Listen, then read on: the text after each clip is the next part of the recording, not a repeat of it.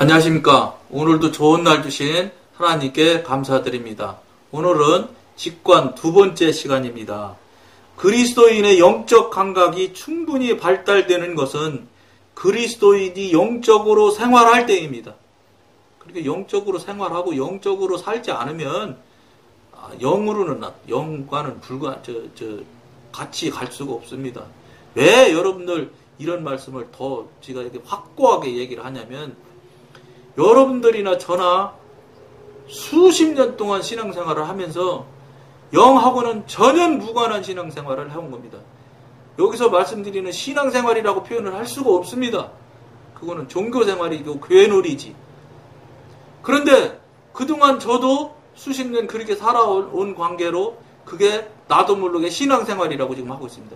신앙생활이라고 이 영의 관점에서 볼 때, 성령님의 관점에서 볼 때 신앙생활이라고 표현하시지 않습니다.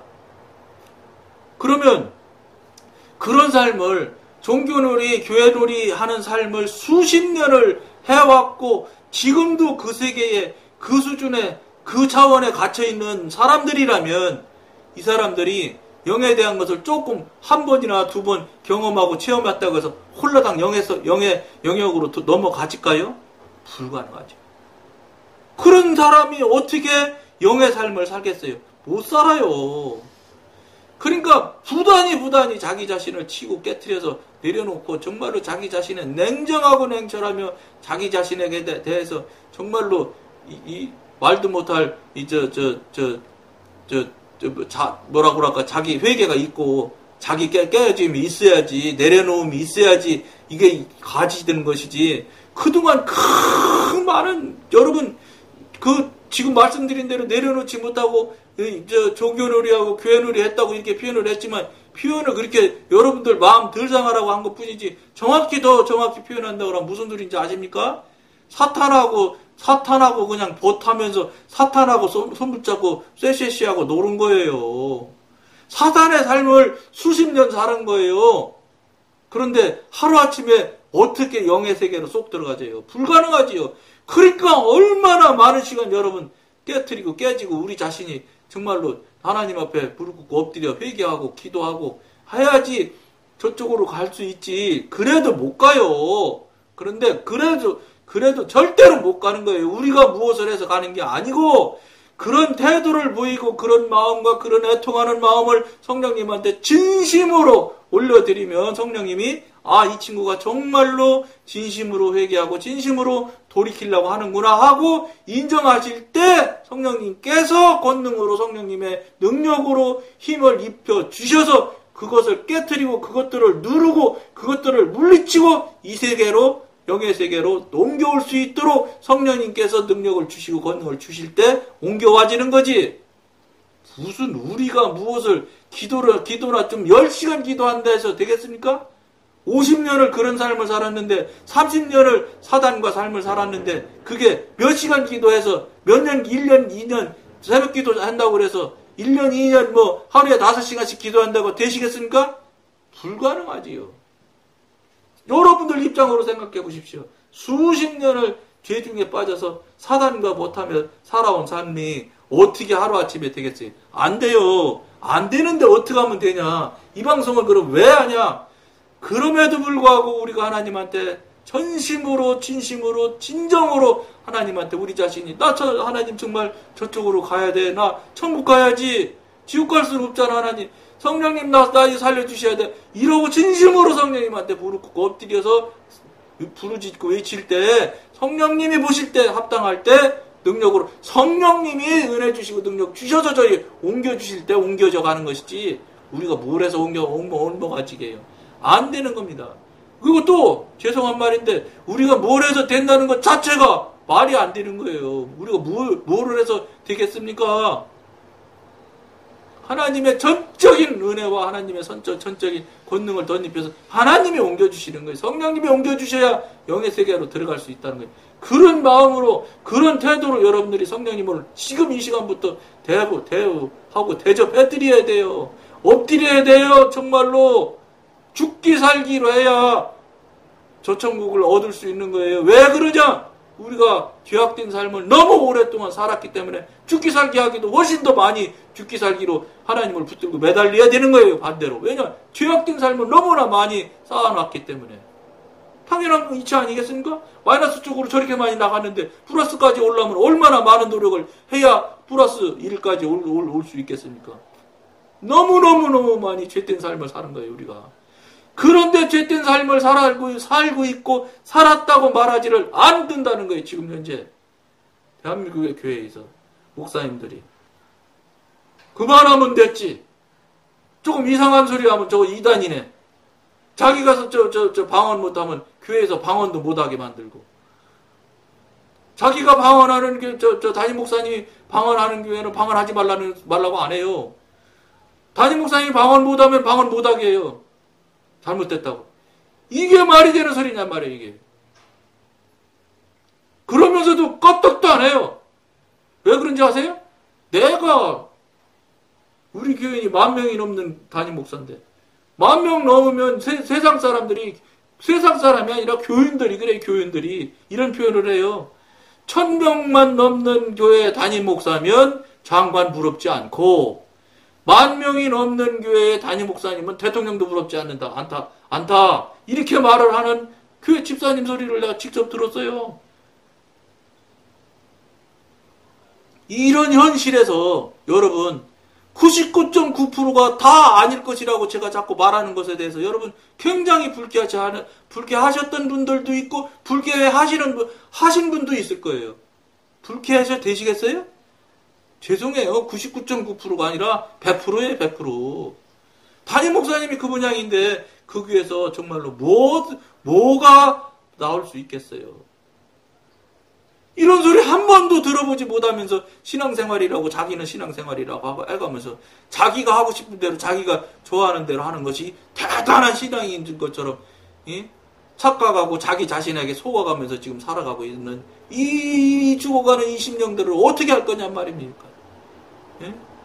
그분은 살아있고 정말로 나는 무조건 KTX 타고 천국 갈 거야, 이렇게 생각을 자기가 자기 스스로한테 속인다니까. 자기가 천국 가게 합니까? 하나님이 천국이냐 아니냐는 하나님의 전적인 하나님의 권능 손 아래에 있는 것인데. 그런데 대단히 미안하지만 한국교회 교인들이 내가 하나님 대신 다 해요. 나 이 말하면 천국까지 무슨 소리야. 조목조목 따지면 그때는 아니라고 그래요. 그러나 조목조목 따지지 않고 그냥 얘기하면 천국 갈 수 있는 사람하고 손들으라고 하면 손 무척 많이 든데 들어요. 그럼 그런 사람들 보면 뭐냐? 새벽기도 빠지지 않고 나와. 공예배 다 잘 나와. 헌금 많이 드려. 교회에서 이것저것 받은 직분 많아서 자기 돈, 개인 돈 막 내가면서 막 그 직분 잘 감당해. 그러면 훌륭한 신앙인이라고 생각해요. 아무 소용없는 거예요, 그 하나님하고. 그 일들을 맡으면서 그 일들을 하면서 하나님과 교통하고 교제하면서 하나님의 지도인도로 맡으라고 해서 맡고 이렇게 이끌으라고 해서 이끌으셨다면 그건 내가 얘기가 다르죠. 근데 그렇게 그런 일을 맡고 그런 일을 그렇게 감당하는 사람을, 물론 뭐 제가 교회를 많이 알지 못해서 모를 수도 있겠지만 저는 한 사람도 본 적이 없어요. 목사님도 그렇게 하시는 분을 못 봤어요.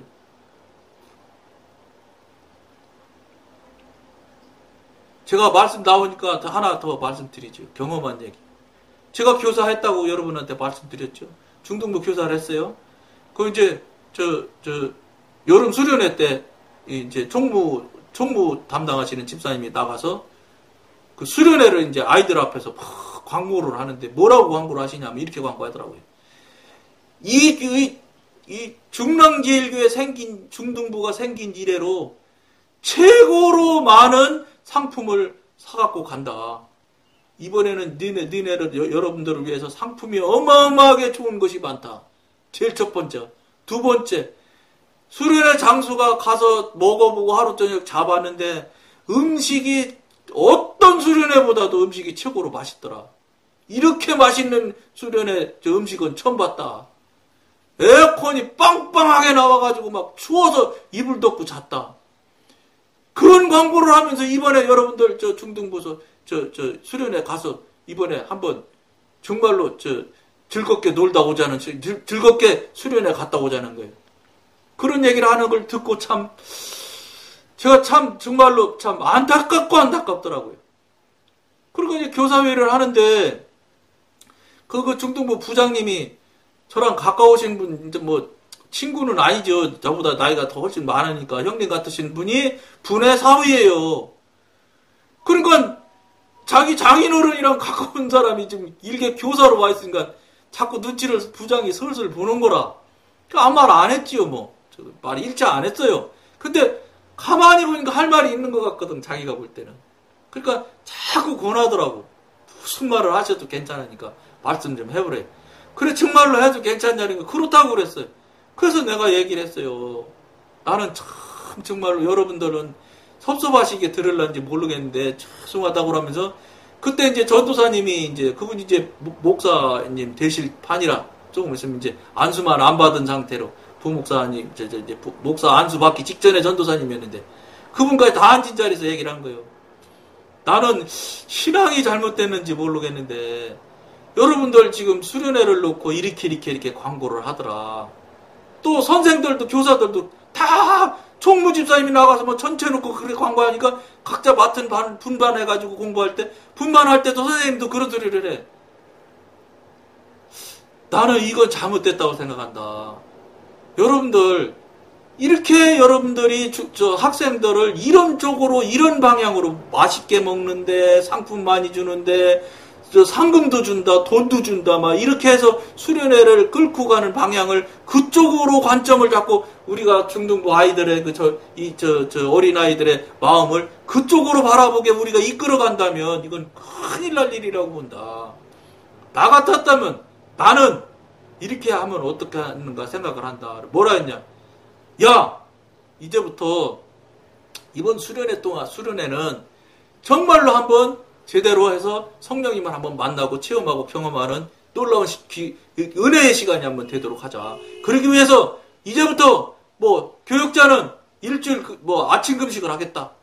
교사는 5일 아침 2끼 금식을 하겠다. 그거 지금부터 너희들은 하루에 한 끼씩 지금부터 3일만 3일을 금식하면서 우리 이번 수련회를 놓고 은혜 받게 해주실 것을 놓고 기도하자. 이렇게 해서 기도로 모아가지고 수련회를 가야 그래야 뭐 어떻게 성령님이 좀 참 기특해서 은혜도 주고 이럴 텐데 애초 시작이 사탕 많이 주고 과자 많이 주고 상금 많이 주고 밥 맛있고 이 소리부터 한다면 아이들이 그냥 밥 맛있는데 사탕 주는데 상품 많이 주는 데만 신경 쓰게 되지 않겠냐.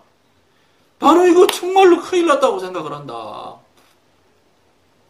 아무 말을 못 하더라고. 듣는 한 20명 돼요, 교사가. 아무 말을 못 하네. 한 사람도 할 말이 없어. 할 말이 없잖아. 누가 들어봐도 뭐라고 그래. 할 말이 없지. 하나도 안 들린 말인데. 끝났어요. 참해. 아무 말을 못 해. 그리고 이제 잠깐 기도하고 끝났어요. 그러더니 저한테 와서 이제 흩어져서 이렇게 이제 예배 드린다고 이제 갔는데 중등부는 본당에서 했거든요.